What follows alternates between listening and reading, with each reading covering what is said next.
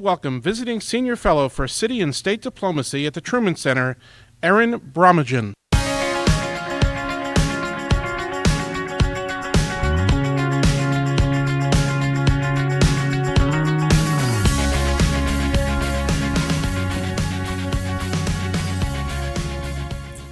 Hello, welcome. I'm so excited to be with you all. As they said, my name is Erin Brommagen, and I've been the visiting senior fellow here at the Truman Center working on city and state diplomacy. We're going to open up with some words from two of our co-chairs who weren't able to join in person today. So I think we have some video ready to roll.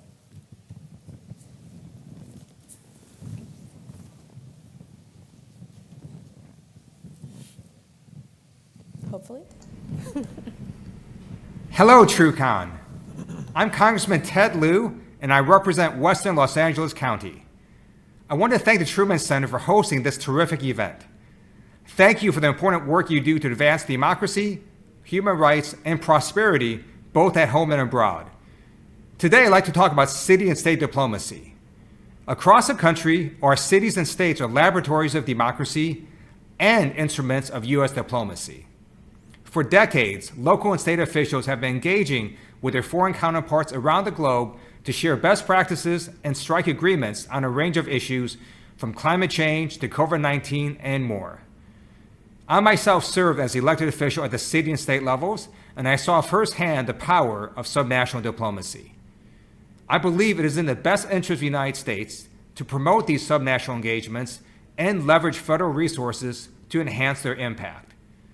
That's why I introduced the City and State Diplomacy Act in Congress, which would establish a new Office of City and State Diplomacy at the State Department to coordinate all federal resources needed to support our mayors, council members, county officials, and governors on the world stage. While I'm proud my legislation has gained broad support, I know that it takes more than a good idea to get a bill signed into law. It takes a broad array of support. Thank you for supporting this legislation. Our work on this endeavor continues, which is why I'm pleased to serve as co-chair of the Truman Center City and State Diplomacy Task Force.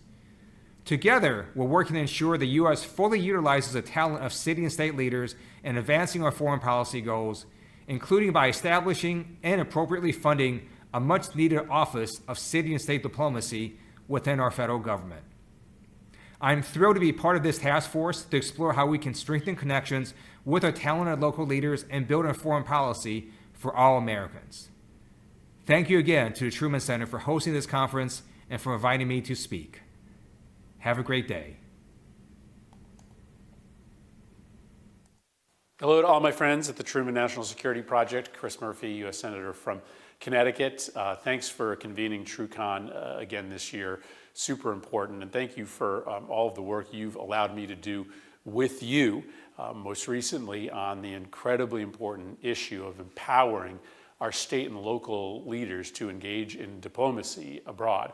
I want to thank the co-chairs of the group at Truman that is working with me to try to put pressure both on my colleagues and on the State Department to take more seriously the idea of subnational diplomacy.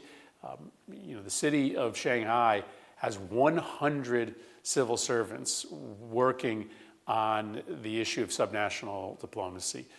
China has invested enormous resources in making sure that its local leadership is able to speak for China and Chinese interests all around the world. Why doesn't the United States do the same? We have such capable leadership at the local and state level. Governors, state legislators, mayors, city council members, they're dying for a chance to go beyond their borders and to represent their state, their city, their town overseas, to create partnerships with countries all over the world that may struggle to get visits of high-level federal diplomats, but could have regular contact with other American leaders who will give a window into life in the United States and the importance of relationships with the United States. So thank you for empowering me and others through this project to lift up the issue of city-state diplomacy. Hopefully we'll have some very good news to report soon. Thanks a lot for the great work that you do. Wonderful. Thank you so much, Representative Liu, Senator Murphy, for those remarks.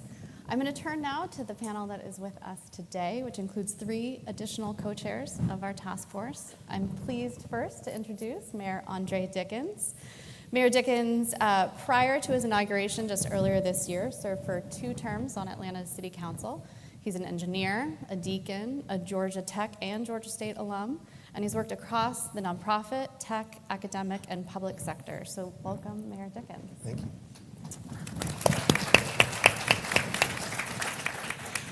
Nina Hachigian is the first ever deputy mayor for international affairs in the city of Los Angeles, a role she took in 2017 after returning from Jakarta, where she served as the 2nd U.S. ambassador to the Association of Southeast Asian Nations, or ASEAN. She's formerly with RAND, the Center for American Progress, the Clinton White House, and has founded several advocacy networks, including Women Ambassadors Serving America and the Leadership Council for Women in National Security, or LC-WINS, which I know a lot of members here are familiar with as well. So welcome, Ambassador Hachigian. Jocelyn Benson is Michigan's 43rd Secretary of State, where she is focused on ensuring elections are secure and accessible, and she's literally written a book on the topic. Before holding elected office, she served as Dean of Wayne State University Law School, the youngest woman in history at 36 to lead a top law school.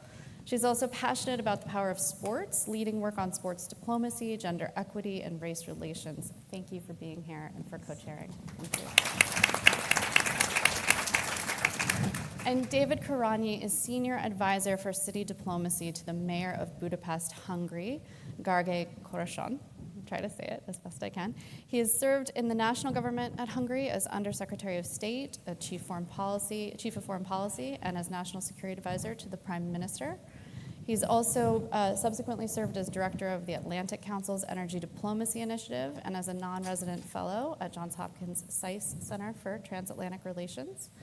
And in 2017, with support from Google Digital News, missed this last part, he co-founded NewsGamer, an immersive narrative online tool that simulates real-life conflicts as they appear in the news. He's worked in the European Parliament as well. I think you've been just about everywhere, right, David? So welcome. Thank you. So I want to start by just sharing that, since March, we've really been working as a task force to answer a central question. How can we strengthen ties between the U.S. Department of State and cities and states, as well as tribal and other subnational governments nationwide? And I'm pleased to share that we have lots of answers to this question, as well as why we think mechanisms for communication and collaboration between the federal government and local governments, and all levels of government really, can contribute to a more informed and inclusive U.S. foreign policy. The full report from the task force will be released next month, but for today, we are sharing an excerpt with everyone. So if you have your badge, scan the QR code and it should take you to the executive summary of our report. And if you're following us online, please visit TruCon's website. And just underneath the agenda, you'll be able to find a link to download that summary. But there's much, much more to come. And I want to start by really getting kicked off here with our panel today. So I'd like to first turn to Secretary Benson and ask you this question, because you've been a co-chair of this task force.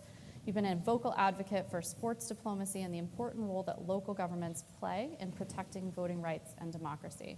Thank you for all the work you do on that, first and foremost. And as you know, our task force recommends that the State Department should establish better channels for communication and collaboration with states. I wonder if you could share more about how you believe city, state, regional, and tribal governments can strengthen our diplomacy and, by extension, U.S. foreign policy.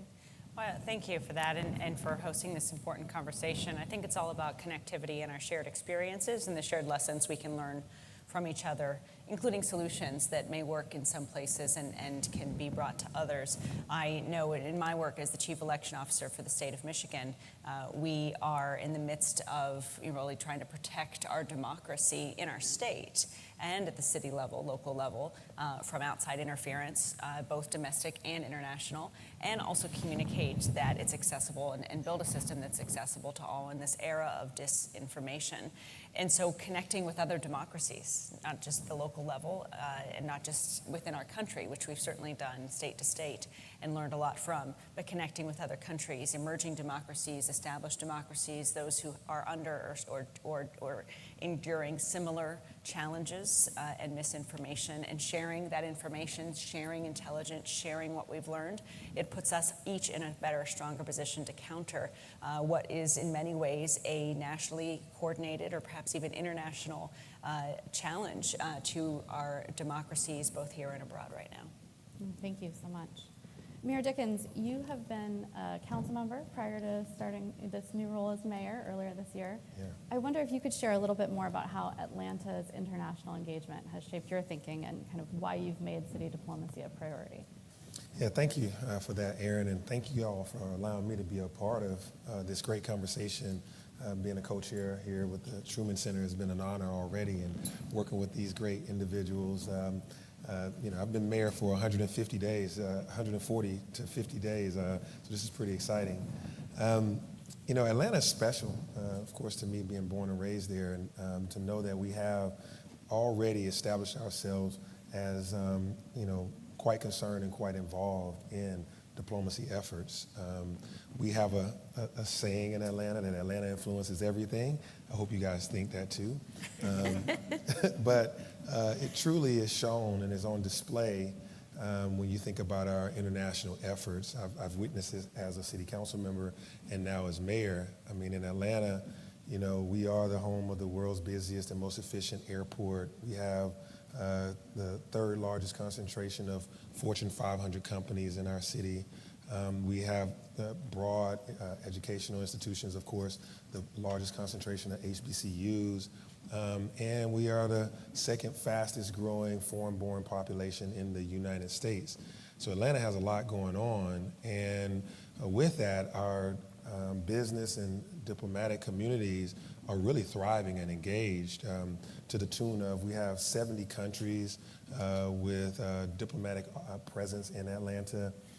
30 binational Chamber of Commerce are in Atlanta, 17 sister cities, and 2,700 international companies have an office or operations in the city of Atlanta. So we have a lot going on, and it's being guided largely by our Director of International Affairs, Vanessa Ibarra, and her dynamic team of three. Just those three individuals are doing a whole lot of work, and we started that in 2013. And it's important for the mayor and the city to really engage in these diplomacy conversations. A lot of times we think of it as international is done at the federal level, but the people on the ground, our citizens care about what's happening in Ukraine. Our citizens care about sustainability globally, how we deal with climate change, how we deal with national security, cybersecurity, innovation, infrastructure. And so the exchange of ideas, the exchange of work, of trade, of commerce, of sports, all those things matter to our citizens, and so they matter to our leadership. And so as mayor of Atlanta, I intend to work, consistently and with each of you and also with the international community. Our 70 Council of Corps members, we had a luncheon the other day, and all 70 of them attended. That's how impactful and important, that we are working together. It wasn't just because of a free lunch. It was because they really value this connection and working together. So if my time as mayor, it would definitely be one to expand and broaden our international reach. Hear, hear. So, Nina, you are the first deputy mayor for international affairs in the city of Los Angeles, and really the only, I think, still full deputy mayor for international in the U.S. So I wonder if you could talk a little bit about how you established your office, how you built the team to lead international engagement, and really how you've defined city diplomacy in LA. Yeah, thank you for that. Well, you've been a co-creator in all this work, Aaron, so you could answer this question as well. It's been an evolution. I mean, I'm lucky to have a really amazing team of folks who mostly had federal experience, but were looking to do international policy in Los Angeles for one reason or another, and they've been amazing and allowed us to do all the things that we've done. But the question that we're always guided by is how we're delivering value for the residents of Los Angeles. And normally we think about tangible value, so a job or an international experience or an exhibit or a new cultural hub in the city. Sometimes, though, it's about values and about projecting our values or receiving information that's critical from another place. So we went through a variety of iterations, but we've landed on 4 goals that we seek to fulfill. So first is to bring jobs and economic activity to Los Angeles. Second is to offer young people international skills or experiences. Third is to solve global problems that affect Los Angeles, climate change being a really important one, gender equity being another, COVID obviously another, and then finally to strengthen and broaden our partnerships both domestically and internationally. And I can just give you a couple examples in those different categories. So when we came into office, we learned that LA had never really had a concerted policy around foreign direct investment. So after trying to figure out how to do it within the city and realizing it didn't make sense to do it within the city, we've created a separate nonprofit. It's called Global LA. Very soon, Los Angeles will have a very pretty website to talk about why one might invest in Los Angeles, something that never existed before, to our shock, for the second largest city in the United States and 40% foreign-born, et cetera. So in terms of global experiences, we created a program to send community college students overseas on their first trips. These are students who meet a low enough income threshold that they're getting community college for free in Los Angeles, and many of them never before been on an airplane, did not have a passport, and these have been, I think, fair to say, like life-changing experiences for these young people. We also pair consulates and high schools to have exchanges of about history and about culture, and et cetera. In terms of solving global problems, I mentioned climate change. That's one that we've been really focused on. Our mayor was chair of C40, which is this group of around 100 international megacities that are all pledging to reduce their carbon.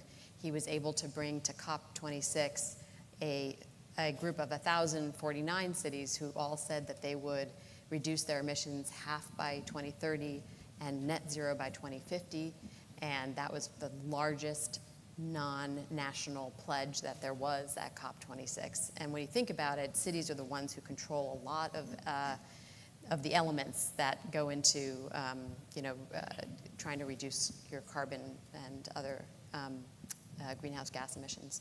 And then finally, in terms of partnerships, we welcome heads of state on a pretty regular basis.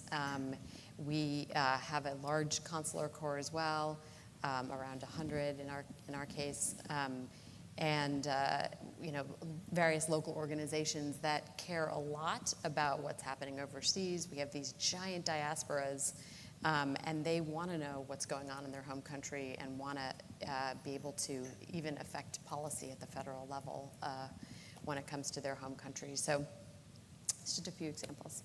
No, thank you.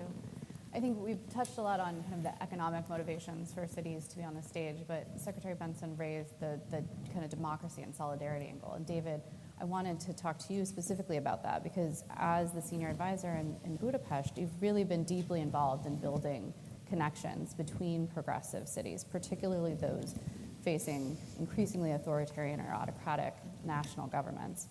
So how do you think about diplomacy and solidarity between cities as a means of strengthening democracy? First of all, thank you, Erin, and thank you to the Truman Center for having me. It's always great to be back in Washington, D.C., in a freezing hotel ballroom in the middle of the steaming summer is about to start. Let me start by asking you how many here heard the name of Viktor Orban, the Prime Minister of Hungary. I think by now pretty much everyone. I am at pains to emphasize, thank you for the kind introduction by the way, I'm at pains to emphasize that he was not the Prime Minister that I worked for. I worked for his predecessor who was liberal democratic guy in Hungary back in 2009, 2010. And I think it's important to understand, for the context of our city diplomacy strategy, the political context that we operate in. So there is a nationalist, populist, increasingly authoritarian prime minister, now re-elected for the 5th time, entering into office as we speak. It was a free election, but it wasn't a fair election. And then we have a mayor of the capital city that produces about 40% of the country's GDP, who is from the opposition, who was elected 2.5 years ago. So when we designed and devised our city diplomacy strategy, the starting point was essentially twofold. One, how do we signal to the world, to the European Union, to the United States, to the wider global community that Budapest and the position of Budapest is not necessarily what Viktor Orban says. And yes, we have a nationalist government that is increasingly cozy with Vladimir Putin and Xi Jinping in Beijing, but that does not necessarily represent the majority opinion in Hungary, and definitely not the majority opinion of the citizens of Budapest. And then second, in an increasingly authoritarian setting, where the city is increasingly under siege, including during the pandemic, finances were taken away, or prerogatives were taken away, it's increasingly difficult for us to work as a city and function as a city. How do we increase our room for maneuver to build these international connections with fellow cities in the region, like Warsaw, who is a bit of a similar situation with their own nationalist government? How do we build a network of European cities that could lobby together with the European Union to help us with resources, with direct support? And then how do we also build a presence here in Washington, D.C., and build a global community of what we call free and democratic progressive cities? What is the Pact of Free Cities that I'll be happy to talk about later. Excellent. I'm looking forward to hearing more about the pact. So Secretary Benson, the task force, and for those of you who've already downloaded it, looked at it, thank you. You can follow along as we go. We've recommended not only that we embrace the legislation that both Representative Liu and Senator Murphy have twice introduced to Congress to establish an office of city and state diplomacy, but we take it a step further and actually find ways to project the State Department's presence out into our communities nationwide. There's a program called the Pearson Fellowship that's been around, most popular to put folks on the Hill, but also really was founded with the intent of embedding folks in local governments around the nation. And so I want to turn to you and say, when you think about Michigan, what opportunities do you see for greater collaboration with the State Department? And would having a Foreign Service officer in Lansing or Detroit make sense to you? Yeah, certainly. I think from a collaboration standpoint, from a shared experiences and information standpoint, and even just from some of the examples we've heard happening in Los Angeles and other places, I think those are the types of ways that we can expand the value added of cross-national, international connections to local communities. And so I, as a state official, have benefited greatly from bringing that international perspective and international leaders into our states, into our cities, into communities like Lansing, but having a dedicated presence not only helps us maintain that and provide continued conversation as opposed to just sporadic meetings, but build collaborative partnerships that can yield results for both us locally, statewide, nationally, and internationally. I mean, it's particularly compelling to hear firsthand just here about the experiences in Budapest and in Hungary, and just hear some of the commonalities of what we are challenged with here at the state and local level. And there's so much that we can build in terms of our collective ability to push back against authoritarianism and protect democracy simply by sharing experiences and shared values and solutions. So having that dedicated presence really creates that space for those solutions to be generated on an ongoing basis and then actually tracked and implemented and benefiting folks at the local level. Absolutely. So as somebody who works in a city, and I want to pose my next question to both the Mayor Dickens and Deputy Mayor Hachigian, and say, we experience quite a bit of discussion around how mayors justify their time, right? So time spent on international engagement or on diplomacy can be seen as kind of a zero-sum game with time spent on municipal issues closer to home. So how do you respond to that? How do you take that on and speak about the value of city diplomacy? Yeah, I mean, definitely I'm aware of that.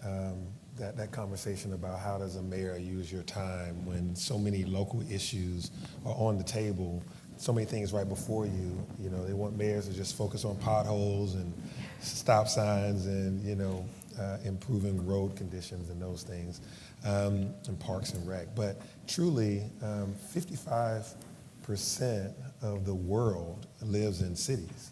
And that number is going to grow to about 68% by 2040. And so what happens around the world, actually a lot of it happens in cities. 70% of the GDP of the world happens within the city, but also 70% of the carbon emissions of the world happens within cities. So cities are a part of the solution set for a lot of the global challenges, but also a part of the creation of the challenges. And so mayors and local leaders, municipal leaders are at the forefront dealing with a lot of things that we need to have a good amount of exchange, understanding best practices across the world, not only across the nation, but across the world. When we think about the issues that we're seeing with the increase of hate crimes across the nation, across the world, they're happening in our cities as well. So we want to find out how to improve representation of Black and brown individuals, LGBTQ individuals, AAPI, and all of the above, making sure that across the world these things, that there's a conversation about it, a fair exchange. Atlanta, we definitely, are at the table and want to continue to improve our presence. And yes, mayors can walk and chew gum at the same time. You can deal with local issues, but we also can work on multinational issues, innovation across the globe, infrastructure, connectivity, our airport operations. We're the world's busiest airport, so clearly what we do affects the international stage, and so sustainability, climate change, on and on and on. Mayors and city leaders, I mean, we're hosting heads of state already. We're hosting, prime ministers. Our universities, my alma mater, Georgia Tech, has campuses across the globe, and a number of other cities. You have, research institutions, et cetera. So just to really round it out, we definitely, as a mayor of a major city, you really have to have an international concern and be able to state boldly that diplomacy is a part of our now and a part of our future as a local leader. Yeah, I actually don't, at this point in a city like Los Angeles, I don't think that a mayor can do their job as well without an eye to the international. I mean, I think, having a mayor with an international vision like Mayor Dickens or Mayor Garcetti helps to make the case because they understand all the reasons why it is. But if you have a city like LA where 40% of our population is foreign-born, there are many constituents who you would not have as rich a conversation with if you didn't understand what was happening, back home for them, or not back home, but in their country of ancestry where they may have relatives still. And so that's part of it. I think economically, you're leaving money on the table if you're not thinking about a global economy.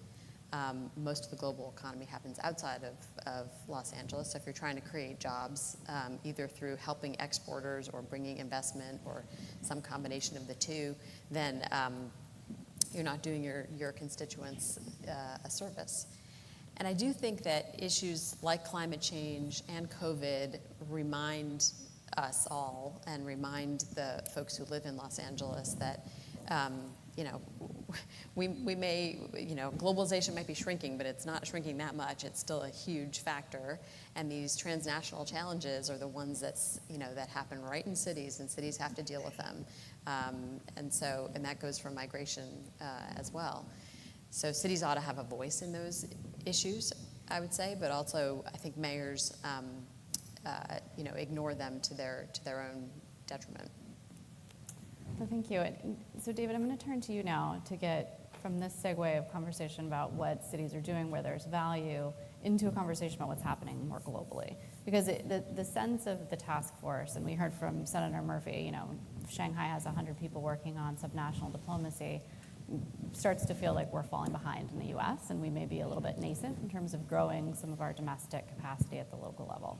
I wonder if you could share a little bit more about what you see happening with city diplomacy globally. You know, how do you see cities and regional governments around the world really investing in this, and how are international organizations in the multilateral system responding? Sure. So let me focus first on Europe and build off of some of the remarks in my opening statement and what Mayor Dickens also talked about in terms of the importance of local and regional actors to play a bigger role in solving global problems. And that's a critical starting point when we lobby with the European Union for what I refer to more direct support to cities. I mean, our starting point was a very peculiar position because we are squeezed by our own national government, and we are in a position where European funds are withheld from the city because the national government is antagonistic. But we realized that this may be a problem of a few cities in Central and Eastern Europe, but the bigger problem is that if you look at the 7-year strategic goals of the European Union, for example, on climate change, on digitalization, on any number of global goals, without cities, as the mayor emphasized, it's going to be impossible to solve those. So when we created this pan-European city and region lobby, it's an informal, it's an outfit, not an organization, but it's an informal coalition of about close to 50 cities by now. This is precisely the argument that we made, that the European Union is set up in a way that most of the EU funding is channeled through national governments and member states. And there are historic reasons for that, and it worked quite well for a while, but it's time to change, because without building a closer relationship between the supranational and the local and regional, it's going to be impossible to solve these problems. And it's going to be, we realize it's going to be a long-term fight. It's not going to happen overnight, and ultimately it's the member states who will have to make this decision to push themselves in the back a little bit, but we are hoping that slowly but surely we will get there. And consequently, what I see in Brussels, including Budapest, actually more and more cities and regions establish their local offices there. It's essentially mini embassies that work in Brussels, and these relationships are getting built. And then just one more example, of course, the UN, which also is built in a way that it's very, very difficult to engage in a structural fashion with local and regional actors, and it's very heavily skewed towards member states. And there is this notion that the UN started using, which is multi-stakeholder approach, which sends a shiver down my spine every time I hear it. It's such a horrible expression, but it means a lot in the sense that there are all these actors, including local and regional governments, NGOs, businesses, etc. They have to bring into the fold. And COP26 last year in Glasgow, I think it was a great example to see all the activity on the side of cities and regions, more than 1,000 cities signing up to the Race to Zero declaration. And the question is really how both the European Union and the UN will be able to operationalize themselves to actually assist these cities and regions with meaningful support. Are there mechanisms that we can build that could match sort of resources with the local needs? Referring back to what you talked about, the sharing of best practices, is there a way to build up these global databases that cities and regions can tap into when they run into a problem, but somebody else maybe on the other end of the world already solved in a creative way?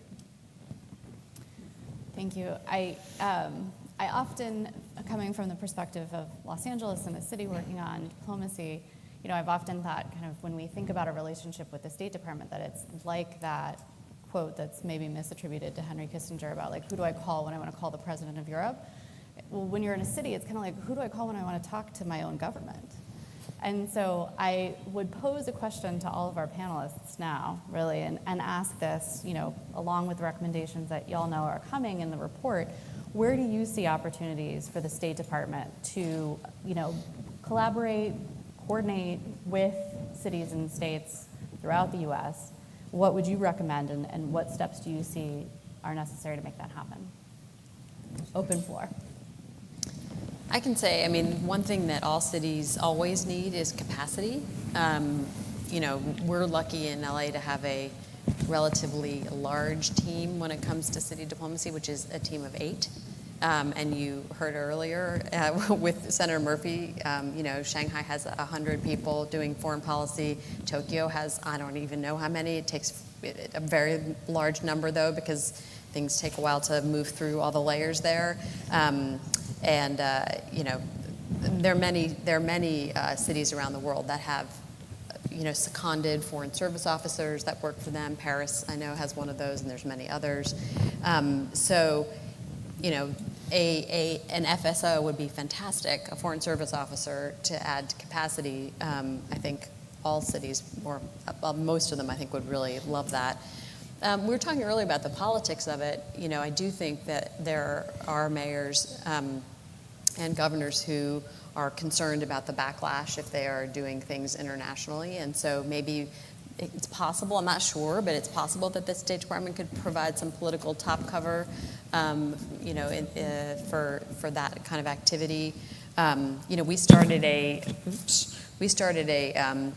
city network for gender equity, and having the State Department tell us what cities around the world might be interested in this, and helping spread the word about what we're doing and the toolkit we created and all that. And in general, just being a resource. We have so-and-so, minister, prime minister coming, and should we meet with this person? What should we, are there things we should say to this person that, might be helpful to U.S. foreign policy? Not to mention, just our own interests. So those are some ideas. And then in general, I think, I don't know that every city or state would want to do everything they could to help the State Department, but most of us, I think, would. I mean, we're patriotic American citizens. We want to help, and so being called on to help, I think, would also be, good for everybody. Yeah, I totally agree with just everything that you said there, and I'm enthused about the new State Department.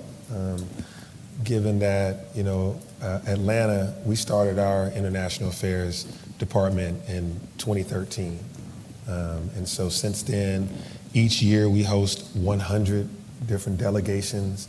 We're up to 1,000 delegations now that we've had since 2013 in these 9 to 10 years. So, and we've done that work. And Vanessa and her team, and you said you have a team of 8. Vanessa is a 3-person shop. Which tells me that I probably need to work on helping out a little more to get her and her team some help. But they've done this work with little to no State Department input and support.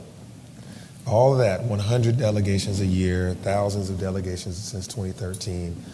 And they're hosting prime ministers, they're hosting ministers, university presidents from across the globe, governors and mayors of all these places.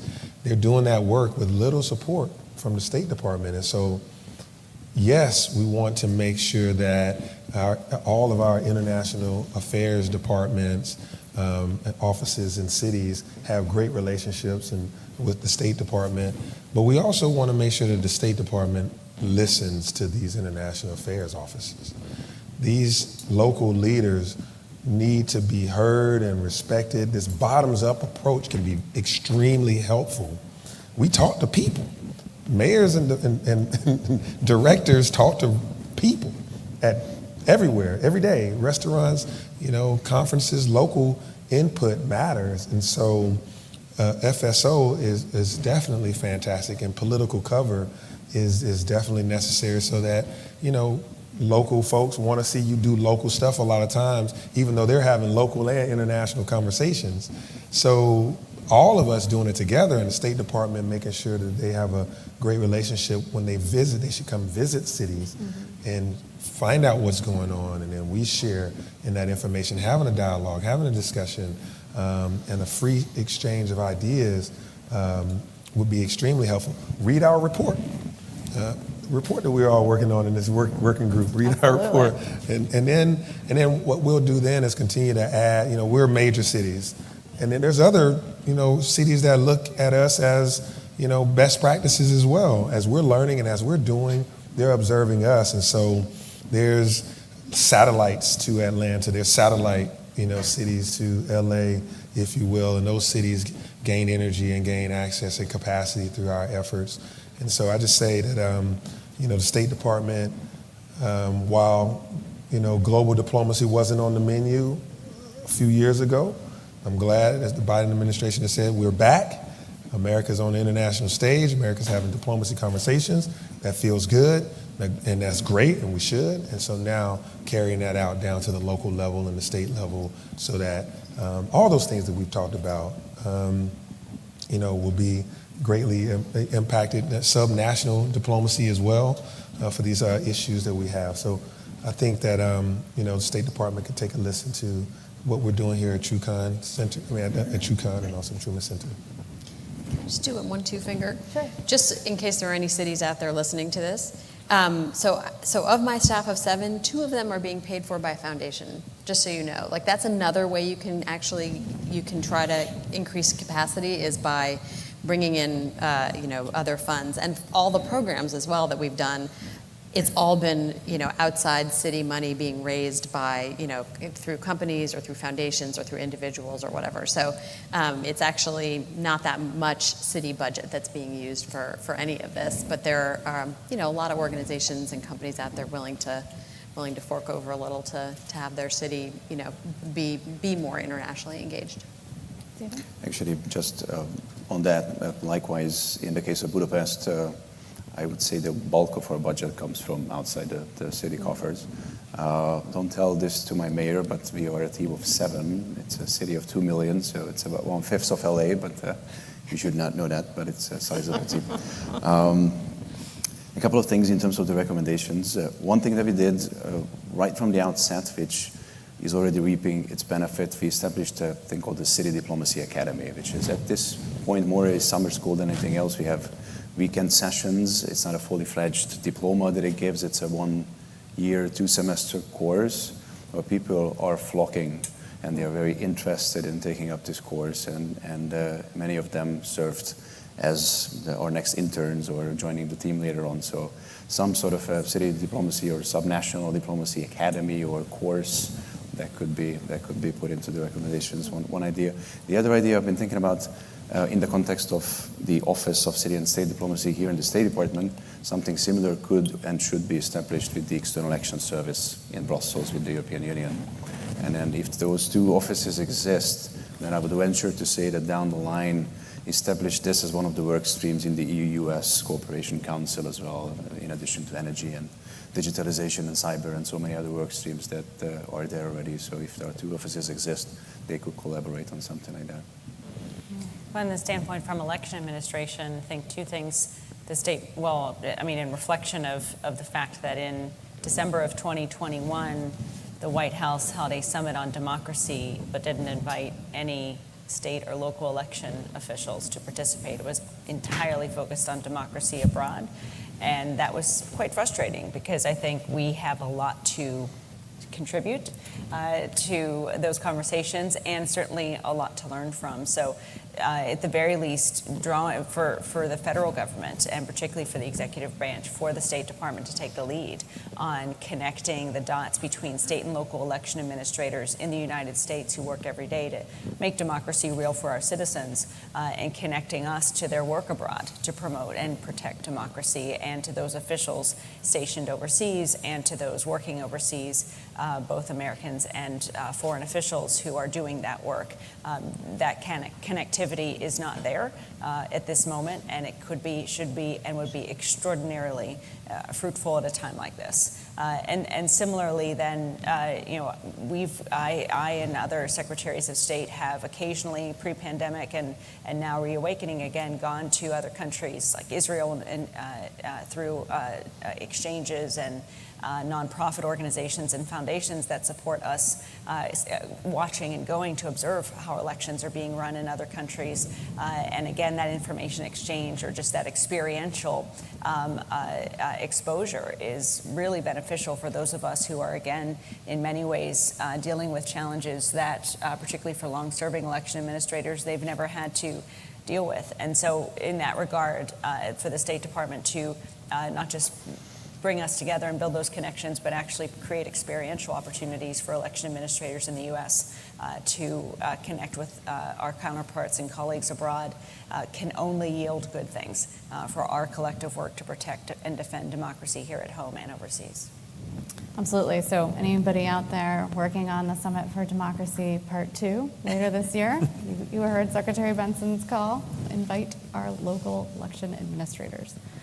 And I'm optimistic that maybe even there would be an opportunity to collaborate across borders on that, right? Both internal to the U.S. as well as internationally. Can I just do another two-finger on this? Sorry, because the Secretary said something that made me think of it. Some of this is about solidarity.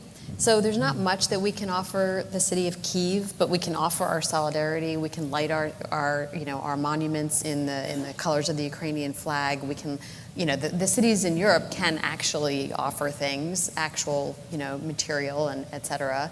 But, the rest of us can offer solidarity. And I remember, during in the first days of COVID, the mayor was chair of the C40 network, but he called them together to talk about COVID because we were completely on our own as a city at that time. But having those 50-some mayors talk about how COVID was hitting their cities was super. That was actually informationally valuable, but there was also a solidarity about it, and it became this group that was reflected actually at the staff level too. We had a WhatsApp group with, various members constantly asking like, well, how are you feeding your elderly, and like, what are you doing about schools, and just that exchange that was rapid actually helped informationally, but was also a matter of solidarity at a time when, just at a very, very difficult time. Excuse me, it's interesting you say that because that brings up, on Sunday I'm receiving an award with President Zelensky, Congresswoman Cheney, a state lawmaker from Arizona, and a poll worker in Fulton County, Georgia, recognizing, it's the JFK Profile and Courage Award, recognizing that the state, at the local level, our local poll workers, at the state level, Arizona state lawmaker, at the executive level in Michigan, the federal level with Congresswoman Cheney, and at the international level, every single level. That's great. There is work that we need to do to protect our democracy in this moment. And that in and of itself, just that symbolic connectivity that I've been a part of has not just validated a lot of the challenges and struggles we've tried to overcome in Michigan and at the state level, but has formally recognized that undeniable connectivity of and solidarity as well in the work that we're all engaged in this global challenge, in this national challenge. And so I think for the State Department, for other entities to follow that lead of the JFK Library and formally recognize those connections that we're all essentially in this together, and is an incredible statement that needs to be made in a time like this, because we need to express solidarity in every way with all of us who are fighting this global battle between autocracy and democracy in a moment like this. Absolutely. So as a city diplomat, I agree with you 100%. I want to turn now to the audience. Questions. So I see hand just went up in the blue dress, straight ahead. We got a mic for her. Here it comes. Get your questions ready. This is directed toward Secretary Benson and then the panel at large. My name is Destiny Wells. I'm a Democratic candidate for Secretary of State just south of you in Indiana. And so my question is, and you've touched on it many times, the fight against autocracy and upholding the democratic election process. When we are doing this, soft power exercise diplomatically, how do we prevent states extending themselves diplomatically in ways that we may, and especially in this organization, perceive as almost malintent toward our own process? So if we're upholding, the rule of law and the election process, but right now I'm from a red state, quote unquote, and there is an effort across the U.S. to put bad actors into the Secretary of State's offices. So I just wonder how we limit states from exercising that globally, diplomatically, if we don't support them. Yeah, that's a great point. I mean, I think first and foremost, the battle over democracy is not a partisan one. It's nonpartisan. It involves fighting to ensure no matter where someone lives or who they support or what party they're affiliated with or no party at all, that they have access to their democracy. They have the ability to elect their leaders and hold them accountable. And so in every way, I think, one, you have to rise above that as a leader and simply say that I'm not going to get, I mean, we're in a very toxic political environment right now in our country and perhaps internationally, and we need more leaders on both sides of the aisle to rise above that toxicity and just lead with data and facts and evidence and truth. And the more we do that, I mean, there's always going to be, other challenges, but your job as a leader is simply just to do the right thing and be the leader that you hope others are as well. And then through doing that, you connect with like-minded individuals on both sides of the aisle and domestically and internationally. That just builds your ability to be even more effective.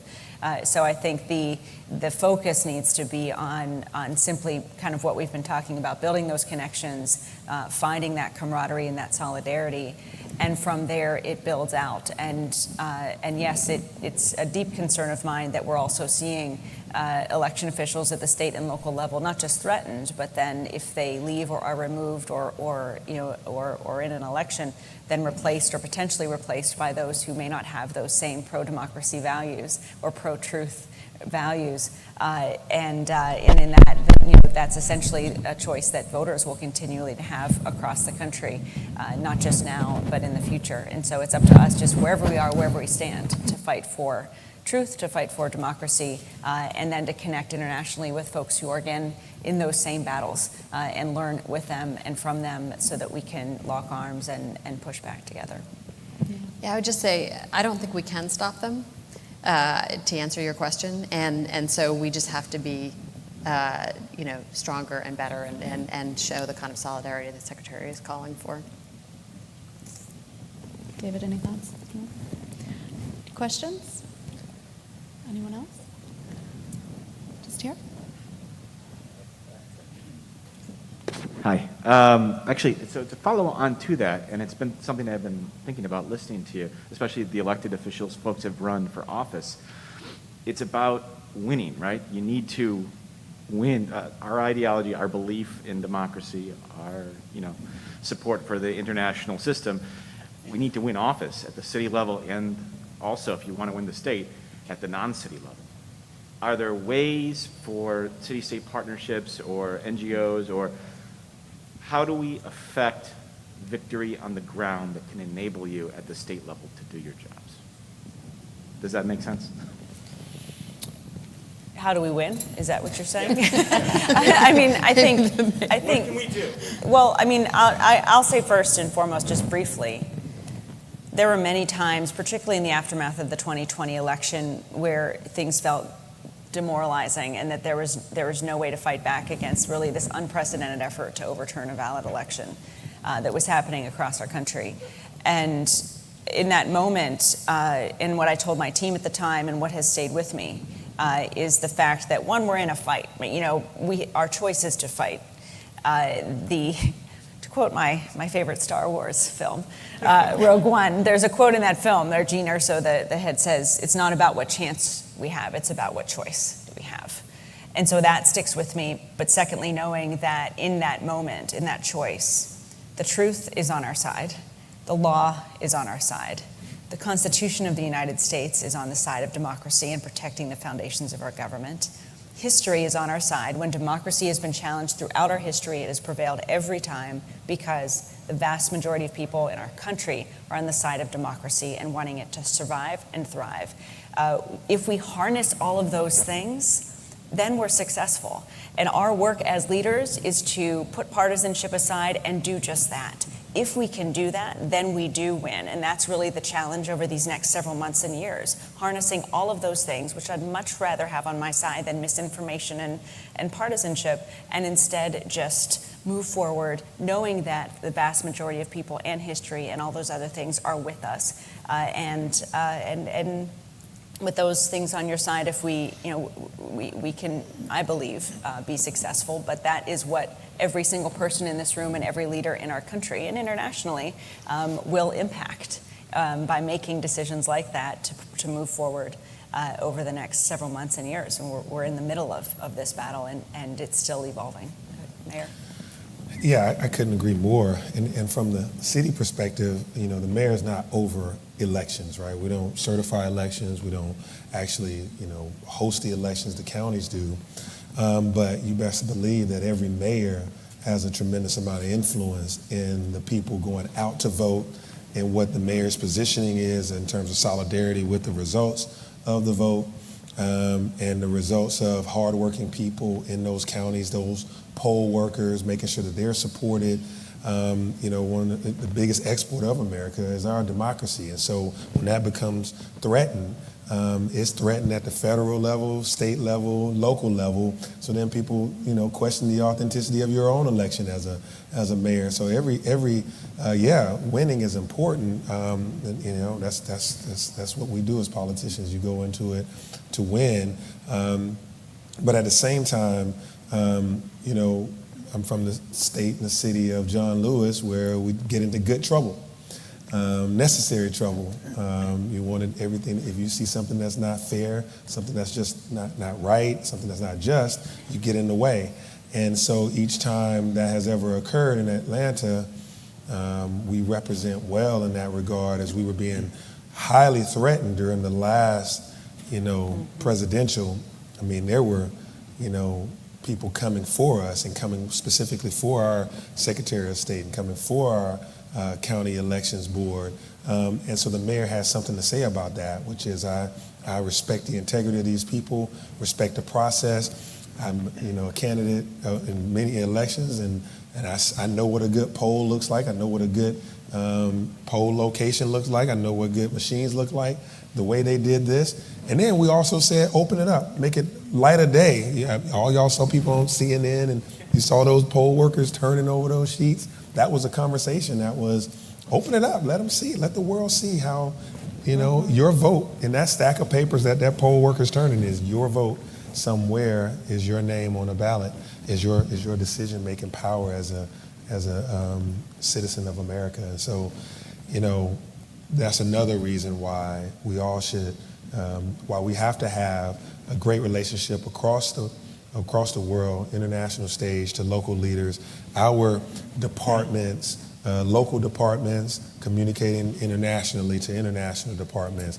Our free and fair elections, they can be received and looked at as points of light and also points of contact and points of information across the nation, across the world. And so I think we have as a mayor, I put skin in the game on free and fair elections. And I think on that note, it's important also to say, what does winning mean? And to recognize that winning, to me at least, is more than just one election, one win of a legislation, or one loss in an election, or a loss in policy. Winning actually comes, and those who've come before us, like Congressman Lewis shows, winning comes in the sustained engagement of this work over time. It goes far beyond 1 year, one election, one debate, one challenge. But winning is found in not giving up and in sustained commitment to seeking justice and equality and protecting the foundations of our country. So for me, winning is a lifelong commitment to this work. And I would encourage those of you, whether you're on the ballot or running, to see it in that way. I lost when I ran in 2010, and I kept at it, and I kept fighting, because my work isn't related to one particular election or one win or one loss. It's related to, again, that sustained commitment to this work throughout our lives. We have time for maybe one more question, short one. I see in the back center. Thank you to our mic runners. Hey, good morning. Aaron Brennan, Defense Counsel Truman. My question, I live in California. We have free mail ballots, automatic voter motor registration and stuff. How do we export that to states where, as others have brought up, there are efforts to limit people's access to the ballot? I would love to have what y'all have in California. Our vote is being threatened constantly in the state of Georgia, along with a number of other things. I'm in a city, and a blue dot and a red sea, so to speak, not to get overly political, but that causes conflicts of ideas sometimes, and we have to work it out. And much of our work is blocking and tackling bad bills to suppress the access to the polls, mail-in ballots, reducing those times, making burdensome requirements on voters to be able to get a mail-in ballot, an absentee ballot, and also they're trying to limit the number of polling locations. And so seniors that have always voted at this place, they know to go to that place, now that's moved, or now they got to go to another place and they have to, an additional burden. And you think, well, they just go to another place. What's the problem? You just created a barrier, a problem that, you don't understand how difficult it was for them to get that ride there, to get that, access to that location. They made plans to go there, and then you move the game on them. And so, I really applaud what you have there in California and in Georgia. We've had it and we've shrank it depending on which administration was in the top seat in the state. So, I just say, show up and help us knock on doors next time there's a major race. Yeah, I mean, it just, the answer that we found in Michigan is that it starts and ends with people. People can demand that their laws change. People can elect leaders who will champion those changes. That's what we've had in Michigan. If we had more time, I could tell you how we got those policies in our state, or some of them, like automatic voter registration. But it was all with people, amending our state constitution and then electing leaders to implement them, to call and work with leaders in other states, like I did with now Senator Padilla, to bring a lot of those changes to Michigan after the people voted them to our state constitution. So just that's the bottom line with all. When it comes to protecting democracy, it just starts and ends with people. And leaders can harness that at the grassroots level to really create extraordinary change, and that's what history teaches us, and that's what's going to take us through. Also, I have faith at this particular moment. Thanks. On that note, we're going to wrap up this panel, but thank you all so much. It's been such an honor to be here.